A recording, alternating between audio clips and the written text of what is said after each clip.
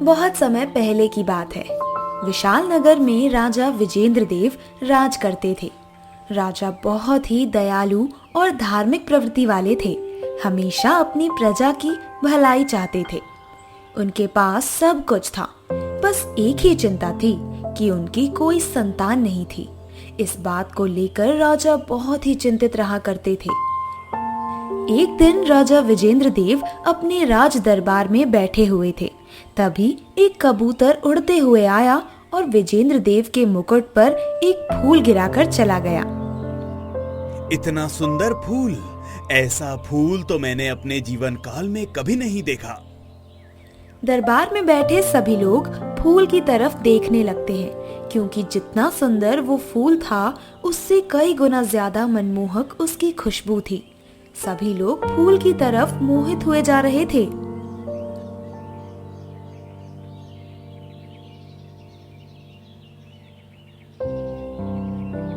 सुनो सुनो सुनो, जिस किसी ने भी इस फूल का जोड़ा लगा दिया, उसे राजा साहब मुंह मांगा इनाम देंगे। सुनो सुनो सुनो।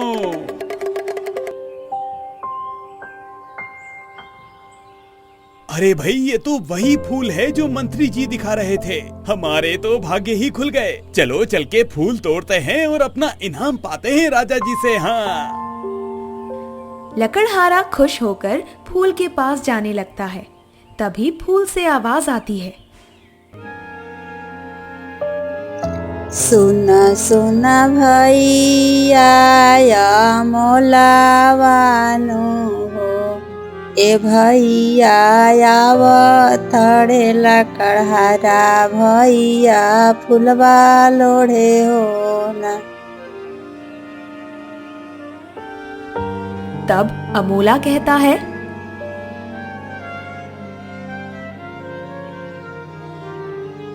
सुना सुना बहिनी के दलियानु हो, ए बहिनी डाढ़े पाते खिली जाऊं आकाशवानु हो। अमोला की बात सुनकर केदली अपनी पूरी फूल पत्ती को अपने अंदर समेटकर ऊपर की ओर उठ जाती है। ये कैसे हो सकता है? दूर से तो ये जमीन से सटा हुआ दिखाई दे रहा था। मेरे पास आते ही ये फूल का पौधा जमीन छोड़कर आसमान की तरफ कैसे उठ गया है? फूल का पौधा इतना ऊपर चला गया था कि उसे तोड़ पाना असंभव था। बेचारा लकड़हारा वहां से निराश होकर चला गया और गांव वालों को उस फूल के बारे में बताया। धीरे धीरे सब में यह बात फैल गई। गांव के लोग भी वहां जाने लगे। सब ने प्रयास किया, लेकिन कोई भी उसे तोड़ नहीं पाया। राजा भी ये बात सुनकर हैरान हो जाते हैं और अब अपने सैनिकों को भेजते हैं। देखो, वो रहा फूल। ये तो बिल्कुल जमीन से सटा हुआ है। चलो इसे जल्दी से तोड़ते हैं। तभी केदली का फूल राजा के सैनिक को देख लेता है और कहता है, सुना सुना भैया मोलावानु हो, ए भैया आवतड़े राजा के सैनिकवा फुलवा लोढ़े हो ना। तब अमोला कहता है, सुना सुना बहिनी के दलियानु हो, ए बहिनी डाढ़े पाते खिली जाऊं आकाशवानु हो। सैनिक के पास जाते ही केदली का फूल अपनी डाल पत्ते समेटते हुए ऊपर की ओर चला जाता है। ये सब देखकर सैनिक भी लौट जाता है। महाराज, ये फूल सच में कोई चमत्कारी है और देखने में अति सुंदर है, लेकिन वहाँ एक पौधा नहीं बल्कि 2 पौधे हैं। महाराज, ये आपस में बात भी करता है और पास जाने पर ऊपर की ओर चला जाता है। तो ये बात सत्य है। ये सब बात जब दोनों महारानी को पता चलती है तब बड़ी महारानी महाराज से बोलती है, महाराज अगर आपकी आज्ञा हो तो मैं भी उस फूल को देखना चाहती हूँ। क्या सच में वो एक अद्भुत फूल है? ठीक है महारानी, आप भी जाकर देख लीजिए। मुझे तो यकीन ही नहीं हो रहा कि ऐसा भी हो सकता है। मैं अभी सैनिकों को कहकर पालकी तैयार करा देता हूँ आपके लिए। बड़ी रानी को आदेश मिल चुका था। वहां जाने की तैयारी होने लगी। सजी हुई पालकी में रानी बैठकर सैनिकों के साथ निकल पड़ी। पालकी से उतरकर फूल की तरफ जाने लगती है। रानी को देखकर केदली बोली, सुना सुना भैया मोलावानु हो, ए भैया आवताड़ी मैं भाया माँ फुलवा लोढ़े हो न। तब अमोला कहता है, सुना सुना बहिनी के दलियानु हो, ए बहिनी डाढ़े पाते खिली जाऊँ आकाशवानु हो। जैसे ही महारानी पास गई, केदली का फूल अपनी सारी डाल पत्ते लिए ऊपर आसमान की ओर उठ गया। महारानी देखती ही रह जाती है, फूल नीचे आया ही नहीं। निराश होकर महारानी को भी लौटना पड़ा। महारानी अब राजमहल जाकर राजा को सारी घटना बता देती है। अब राजा खुद जाने का फैसला किए। महल के सारे लोग उस फूल को देख चुके थे। अब तो छोटी रानी भी जाने के लिए बहुत व्याकुल हुए जा रही थी। वो भी राजा के साथ जाने का फैसला करती है। सुबह होते ही राजा विजेंद्र देव और महारानी दुर्गा दोनों रथ पर बैठकर सैनिक के साथ जंगल की ओर चल दिए। राजा को देखकर नगरवासी भी पीछे पीछे जाने लगते हैं।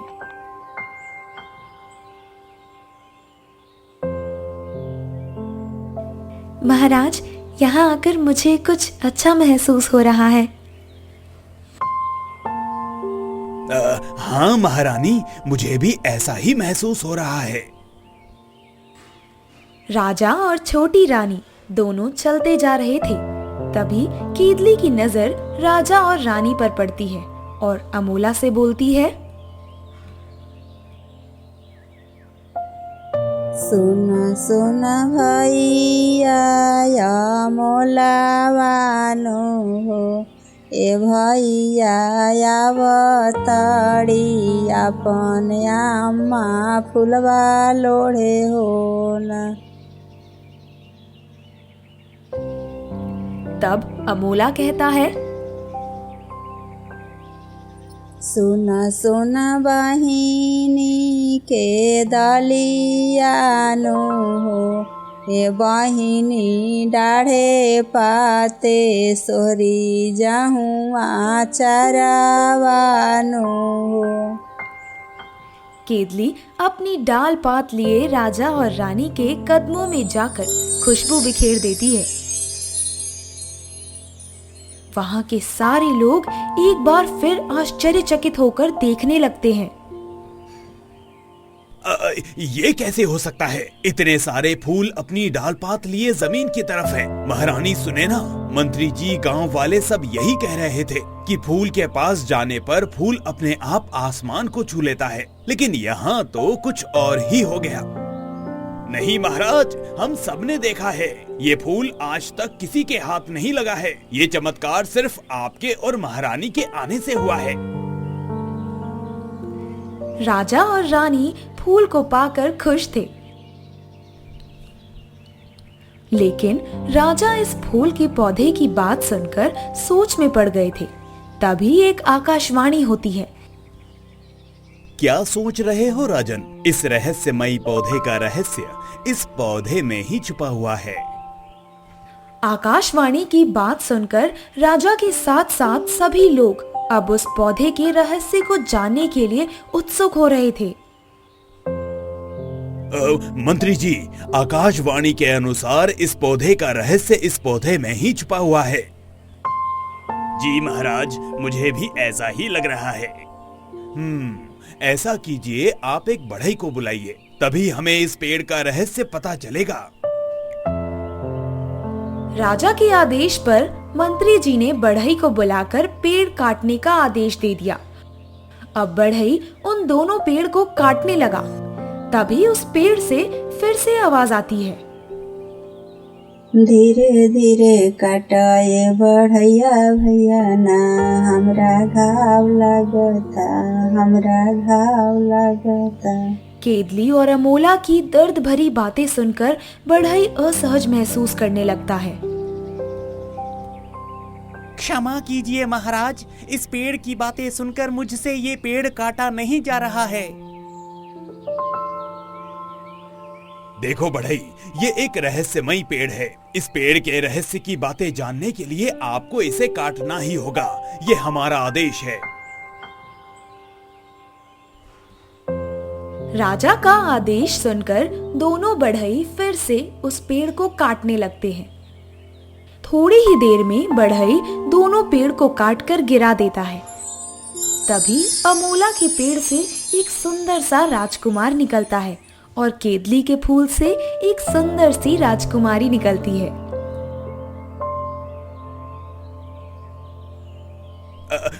आप दोनों कौन हैं? मैं एक राजकुमार हूँ और ये मेरी बहन है। हम दोनों आपके ही संतान हैं। राजा और रानी संतान पाकर खुश हुए, लेकिन दूसरे ही पल राजा को उनके जन्म के रहस्य को लेकर चिंता सताने लगी। अगर ये मेरे पुत्र हैं, तो मुझसे इतने दिनों तक दूर क्यों थे? क्या है उनके जन्म का रहस्य? राजा को चिंतित देखकर फिर से एक आकाशवाणी होती है, जिसमें केदली और अमोला के जन्म का रहस्य होता है। राजन, ये तुम्हारे ही पुत्र हैं। अगर तुम उनके जन्म का रहस्य जानना चाहते हो तो सुनो। जब छोटी रानी दुर्गा गर्भवती हुई तो सारे लोग खुश थे। चारों तरफ बधाइयां ही बधाइयां हो रही थी। सभी लोगों के चेहरे पर खुशी थी कि राज्य को वारिस मिलने वाला है। परंतु आपकी बड़ी महारानी सुनैना का खून खौल रहा था। महाराज तो पहले से ही इतना मानते हैं छोटी रानी को। वारिस के आ जाने पर तो छोटी रानी पर अपनी जान ही लुटाने लगेंगे। हमारा तो कोई महत्व ही नहीं रह जाएगा इस महल में। दुर्गा बड़ी रानी सुनैना को अपनी बड़ी बहन के समान मानती थी। उसके मन में उनके लिए कोई वैर नहीं था, जबकि सुनैना दुर्गा से हमेशा जलती थी। मुझे बहुत पीड़ा हो रही है। ऐसा लग रहा है मानो मेरे प्रसव का समय आ गया हो। महाराज की जय हो। छोटी रानी को बहुत पीड़ा हो रही है। वे दर्द से तड़प रही हैं। जब राजा को इस बात की सूचना मिली तो वे बहुत ही चिंतित होने लगते हैं और बड़ी रानी के पास जाते हैं। महारानी सुनैना, आप छोटी रानी के कमरे में जाइए और देखिए उन्हें किसी प्रकार की पीड़ा हो रही है। आप उनका अच्छे से ख्याल रखिए। तब तक हम सैनिकों द्वारा दाई को सूचना भिजवाते हैं। जी महाराज, हम उनका ख्याल अच्छे से रखेंगे। आप परेशान मत होइए। राजा इतना कहकर चले जाते हैं। अब बड़ी रानी दुर्गा के कमरे में जाती हैं और दासियों के हाथ से पंखा लेकर खुद पंखा करने लगती हैं। वे यह प्रदर्शित करना चाहती थी कि मैं भी छोटी रानी से उतना ही प्रेम करती हूँ जितना कि यहाँ के सभी लोग करते हैं। क्या हुआ छोटी रानी? घबराइए मत, आप जल्द ही ठीक हो जाएंगी। तुरंत दाई माँ आती ही होंगी। उनके हाथों में तो जादू ही है। आपके सारे दर्द को एक झटके में गायब कर देंगी। जब दाई माँ के पास यह खबर पहुंची तो वे बिना देर किए राजमहल आ गई। जब दाई माँ छोटी रानी के कमरे में गई तो सुनैना ने सारी दासियों को बाहर जाने का आदेश देते हुए कहा, तुम सब बाहर जाओ, दाई माँ आ गई हैं। अब छोटी रानी का प्रसव कराएंगी। दाई माँ आते ही अपने काम में लग जाती हैं और थोड़ी ही समय में छोटी रानी दुर्गा जुड़वा बच्चे को जन्म देती हैं। दर्द की वजह से छोटी रानी बेहोश हो गई थी। ये सब देखकर सुनैना से रहा नहीं गया और दाई माँ से बोलती है, दाई माँ, यह खबर बाहर नहीं जानी चाहिए कि छोटी रानी जुड़वा बच्चों को जन्म दी है। इसके बदले में आप मुझसे कुछ भी मांग सकती हैं। दाई माँ भी बड़ी रानी की काली करतूत में शामिल हो जाती है। सुनैना दो दासी को बुलाकर कहती है, ये मेरा कंगन है, तुम दोनों रखो और मैं जैसा कहती हूँ वैसा करती जाओ। जाओ, जाकर एक ईंट और एक पत्थर लेकर आओ। दासी एक ईंट और एक पत्थर लेकर आ जाती है। अब बड़ी रानी दोनों बच्चों को दासी की गोद में दे देती है और कहती है, मुझे इन दोनों बच्चों का कलेजा चाहिए। जाओ, इन दोनों को मारकर इसका कलेजा निकालकर मेरे पास ले आओ। यह मेरा आदेश है। दासियां उन दोनों बच्चों को लेकर जंगल की ओर चल देती हैं। कोई इतना बुरा कैसे हो सकता है? छोटी रानी और महाराज अगर इन बच्चों को देखते तो कितना खुश होते। सारी प्रजा भी आज खुशी मनाती, लेकिन इस राज्य की ऐसी किस्मत कहाँ। दोनों दासी जंगल में पहुंच जाती हैं, लेकिन बच्चों की मासूमियत को देखकर उन्हें वे मार नहीं पाती हैं। इतना मासूम बच्चा है, मैं तो इसे नहीं मारूंगी। लेकिन रानी को क्या जवाब देंगे? संयोगवश वहां उन्हें एक ऋषि ध्यान करते दिखाई दिए, तो दासियों ने अपनी बात ऋषि को सुनाई और इसके निवारण की प्रार्थना करने लगी। तब ऋषि ने अपनी दिव्य शक्ति से एक नवजात बच्चे के कलेजे के स्वरूप कुछ उन दासियों को दिया और साथ में उन दासियों से कहा कि हरिओम, तुम इन नवजात बच्चों को इस पेड़ के नीचे सुला दो। सही समय आने पर इन बच्चों का अपने माता पिता से मिलन हो जाएगा। ओम शांति। दोनों दासी वहीं जंगल में बच्चे को सुला देती हैं और ऋषि के द्वारा दिए गए कलेजे के स्वरूप को ले जाकर महारानी को दे देती हैं। महारानी कलेजा देखकर बहुत खुश होती है। इधर राजा भी खुशखबरी सुनने को बेकरार हुए जा रहा था। महाराज की जय हो, आपको बड़ी रानी बुला रही हैं। अब वे छोटी रानी और अपने पुत्र को देखने के लिए उनके कमरे में जाने लगते हैं। महारानी सुनैना, हमारा पुत्र हुआ है या पुत्री? आप खुद देख लीजिए महाराज, अब मैं क्या ही बताऊं। जैसे ही राजा चादर हटाते हैं तो उनके पैरों तले जमीन खिसक जाती है। हाँ? ये क्या? ईंट और पत्थर? जी महाराज, छोटी रानी कोई बच्चे को जन्म नहीं दी है, बल्कि ईंट और पत्थर को जन्म दी है। राजन, ये तुम्हारे बच्चे के जन्म का रहस्य है। अब राजा रानी के साथ पूरी प्रजागण बच्चों के जन्म का रहस्य जान चुकी थी।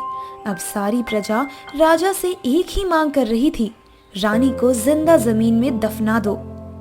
फिर क्या था, राजा के आदेश पर रानी सुनैना को जिंदा जमीन में दफना दिया गया।